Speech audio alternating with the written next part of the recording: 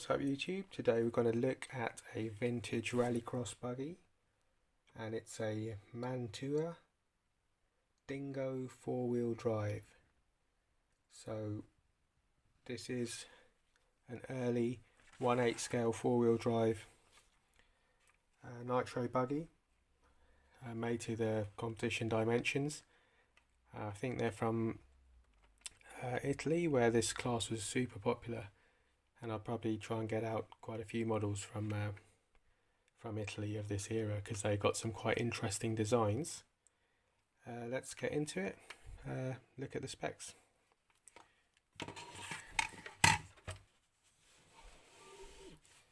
So we got a weight there of 2,156 grams. There's no engine or radio gear in here, so just take that into account. That's a bit heavier than I thought, because it's constructed a bit lightweight, as we'll see. Maybe we can find out why it's still fairly heavy. Right, wheelbase is fairly long at 325, and you've got track width at 300, so standard 8 scale rallycross dimensions. Let's get this out of the way. So first of all, what strikes me is that they've put ribbed front tyres on the front.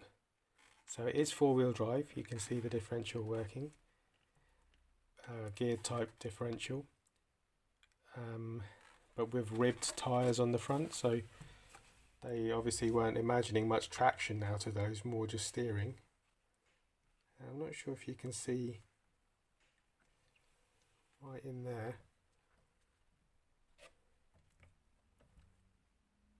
Can you see that? There's no hex, the pin just directly goes into the wheel.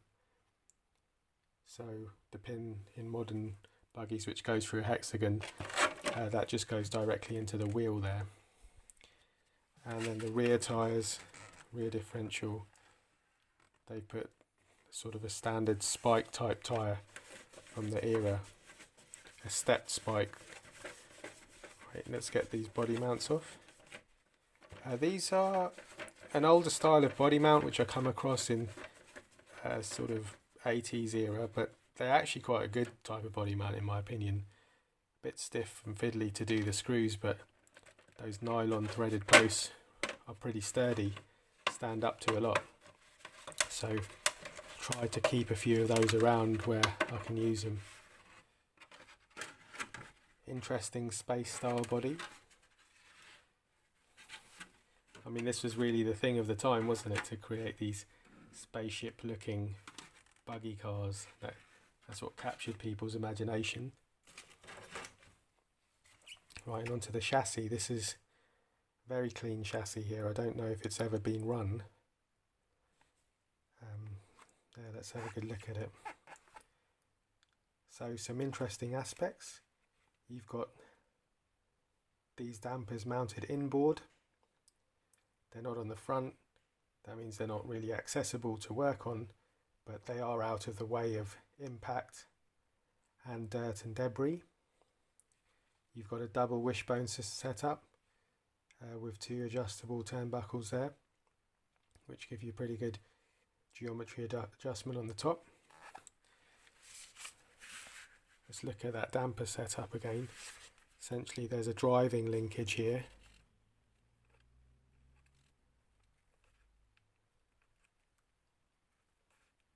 Seems to be progressive and get quite a lot stiffer towards the top of the travel, which is good.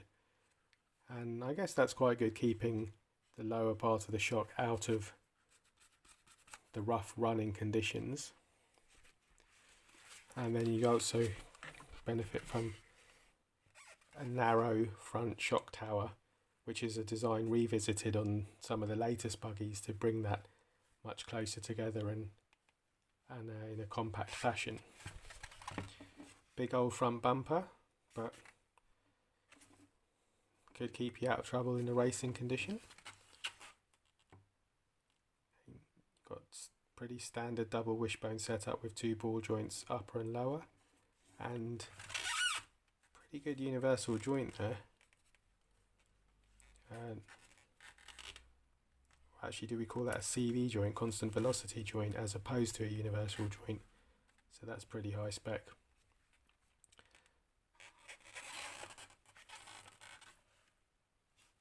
Same that side.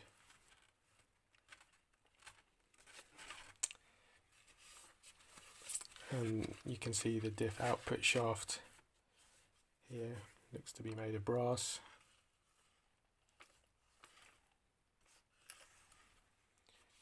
Right, what are we doing for steering? Now look at that weedy steering arrangement. That's pretty weak, isn't it? I think you've just got an M3 screw that is just your main pivot on that servo saver linkage assembly, and then no Ackerman plate or bell cranks, so you're probably going to get, as you can see, quite a lot of Ackerman effect, but looks alright. That's when the inner wheel is turned at a sharper angle than the outer wheel, which is actually what is required to create a good turning radius.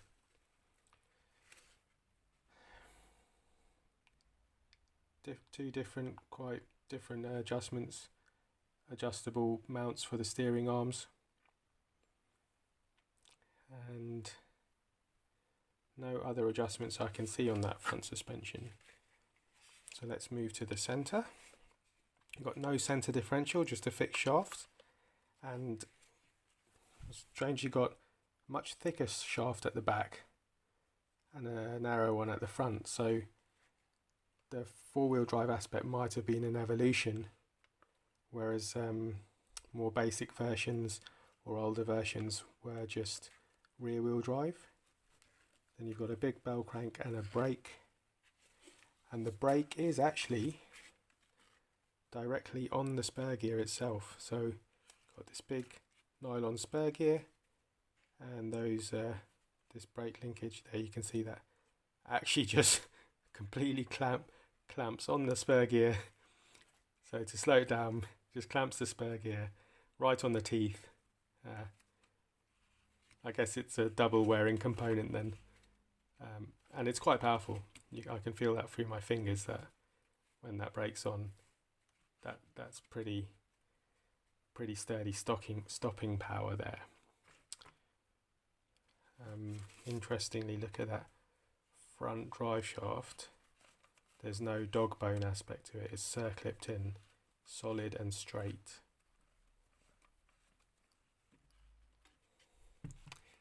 And I think we've got the same on the rear there. No dog bone or allowance for movement. It's just a straight and direct shaft. So it's pretty good for power transfer. And again, through my fingers, I can feel very direct power transfer from turning that central gear to the front and rear differentials. So well, no centre diff, and that compact brake assembly means lots of space on the chassis for mounting. They've allowed, I think this was the area for the fuel tank. These had a narrow, long fuel tank, and then seems to be an exhaust mount here, but I've got a feeling that's on the wrong side. I think that should be mounted on that side because your engine would have been here. And then oddly, you've got this brace that goes around your engine on the upper deck, so your engine is contained in there, probably causing clearance issues for your exhaust. But they've decided to protect that but not protect the fuel tank for whatever reasons. Then you've got your servo mounting plates, throttle and steering here. Moving over to the back suspension. Pretty cool looking rear end on these for a buggy, wouldn't you say? Got a good look. A lot of ground clearance. Got those linkage driven shocks. They've got a good action on them. That is a pretty well designed suspension. Straightforward hubs, double wishbones, and again, no, not CV joints from the back, just dog bones. You've got those reinforcing bars as well at the typical braking points. So just look at that suspension action again.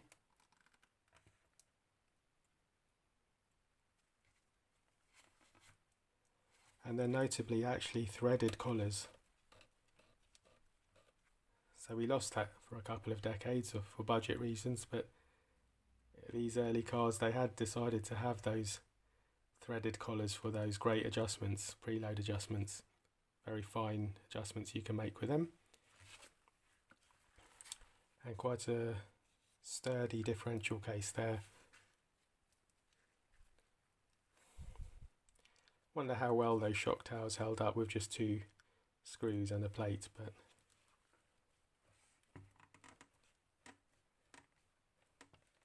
overall you can see the suspension design feels pretty decent. It's I'd say within a modern spec of movement, progressiveness and a usable range. However, all the arms and pieces themselves, they don't look too clever on their reinforcement or strength. Can't say I haven't used it, and maybe the material's very good. It does feel to be a very high quality plastic with a high sort of nylon content, as it were. You can feel that strength to it, but they're still quite thin. Let's have a look underneath. Oh, just incidentally, that's quite a thin chassis as well at, oh, I don't have the calipers here, it's got this ruler.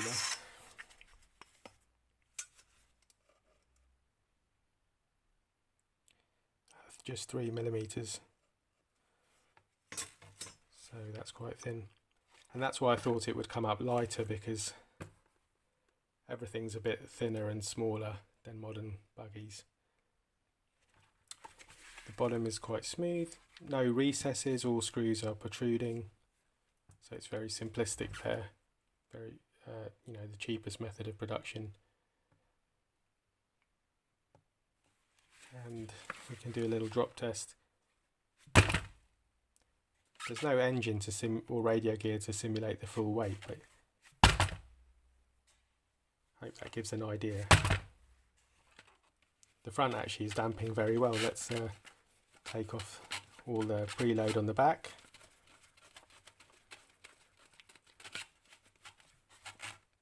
Oh yeah, look, we've got a bit of good amount of sag there, even at that weight.